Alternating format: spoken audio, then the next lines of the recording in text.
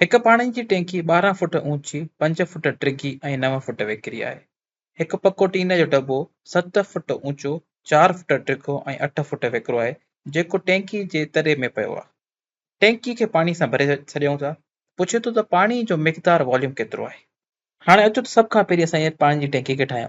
12 foot ऊंची आहे, ठीकु आहे, 5 फुट डिघी आहे, 5 फुट कुझु हीअं नज़र ईंदा, ठीकु आहे, ऐं 9 फुट वेकिरी आहे। त 9 फुट असां हिन पासे ठाहियूं था, ठीकु आहे। असांजी पाणी जी टैंकी असांखे हीअं कुझु ईंदी। हाणे इहा असां इन करे ठाहे रहिया आहियूं कि असांखे इहो तसवुरु करण में आसानी थींदी, पोइ असांखे हल करण में असांखे ईज़ी थी वेंदी, ठीकु आहे। असां हीअ पाणी जी टैंकी असां पंहिंजी बहितर खां बहितर नमूने ठाहे सघूं था। हाणे हिनखे पाण ट्रांसपेरेंट यानी शफ़ाफ़ रखंदासीं, ठीकु आहे, शीशे जी रखंदासीं, जीअं असांखे ख़बर पए कि अंदरि असांजे छा थी रहियो आहे, त अंदरि जी शयुनि जो बि कम में आहे, ठीकु आहे।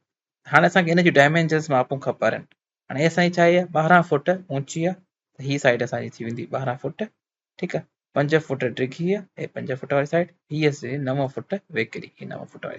हुन खां पोइ असां वटि हिकु सॉलिड मेटल बॉक्स यानी टीन जो धातुअ जो दॿो आहे, जेको 7 फुट ऊंचो, 4 फुट डिघो ऐं 8 फुट वेकिरो आहे, ठीकु आहे। इहो पाणी जे हिन जी टैंकीअ जे तरे में पियो आहे, ठीकु आहे, ऐं 4 फुट इहो डिघो आहे, ठीकु आहे। उन खां पोइ 7 फुट ऊंचो आहे, घणो, 7 फुट ऊंचो आहे। हाणे हिनखे असां परफेक्टली बिल्कुलु मुकमिल तरीक़े सां सही न ठाहे सघंदासीं, पोइ बि असां हिनखे कोशिशि कयूं था, ठीकु आहे। 7 फुट ऊंचो आहे, उन खां पोइ हे 8 फुट वेकिरो आहे, घणो आहे वेकिरो आहे, 8 फुट वेकिरो आहे, त हे अंदरि अची वियो 8 फुट। असां हिनखे ठाहे कीअं असांखे नज़र अचे, ठीकु आहे, 8 फुट वेकिरो आहे। हे हाणे असां वटि टीन जो दॿो पियो आहे। हाणे इहो सॉलिड जो मतिलबु इहो आहे कि हे पको आहे, ठीकु आहे, इन में ईअं न आहे कि हिन में पाणी फिट थी सघे थो। इहो इन पंहिंजी जॻह पूरी वठंदो, पाणी इन में अंदरि न वेंदो या इन जी जॻह ते नथो अची सघे। उन खां पोइ असां हिन टैंकीअ खे पाणी सां भरे छॾींदासीं, ठीकु आहे, त हाणे पाणी भरे छॾियूं था। हाणे हिन पूरी टैंकीअ में पाणी भरिजी वेंदो। हाणे पूरी टैंकीअ में पाणी हूंदो सवाइ उन जॻह ते जिते इहो टीन जो दॿो पियो आहे। हाणे इन टीन जी दॿो पंहिंजी जॻह खणंदो, इन ते पाणी न ईंदो, बाक़ी सॼी टैंकी पाणी सां भरिजी वेंदी। त हाणे असांखे इन पाणी जो मिक़दार ॿुधाइणो आहे, ठीकु आहे, मिक़दार ॻोल्हणो आहे। हाणे इन जो मिक़दार छा हूंदो कि जिन टैंकीअ जो जेको मिक़दार आहे, वॉल्यूम आहे, उन मां असां हिन दॿे जो जेको वॉल्यूम आहे उहो कट करे छॾियूं, त असांखे इन पाणी जो मिक़दार मिली वेंदो।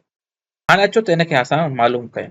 हाणे जो सभ खां पहिरीं जेको टैंकी जो वॉल्यूम थी वेंदो, उहो थींदो 9 फुट ज़रबिया 5 फुट ज़रबिया 12 फुट, ठीकु आहे।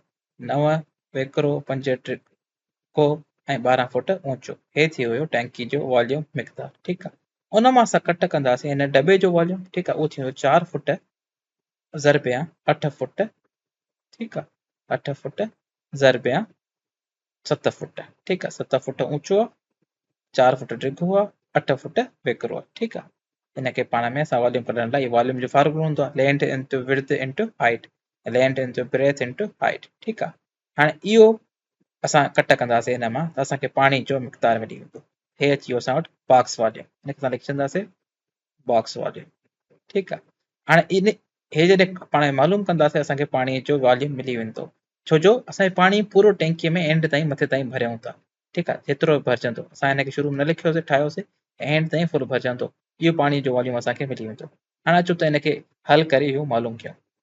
हाणे 5 ज़रबिया 12 थी वेंदो 60, 60 खे 9 सां कंदव त तव्हांजो जवाबु अची वेंदो 540। उन खां पोइ आहे 4 ज़रबिया 8 ज़रबिया 7, ॿिनि तरीक़नि सां करे सघो था।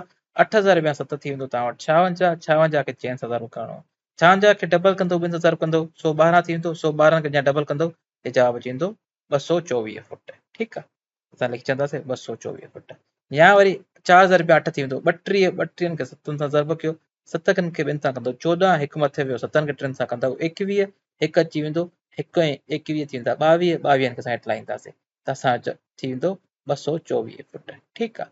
त हाणे 540 मां जॾहिं 224 तव्हां कट कंदव, त हाणे 500 मां 200 विया, बचंदा 300, 40 मां 24 वेंदा त बचंदा 16, त असां जवाबु अची वेंदो 316 फुट क्यूब, ठीकु आहे। छो जो वॉल्यूम जो जेको हूंदो आहे, जेको यूनिट हूंदो आहे, उहो क्यूब में हूंदो आहे, जो 3 क्यूब मल्टीप्लाई थियनि त अची वेंदो फुट क्यूब।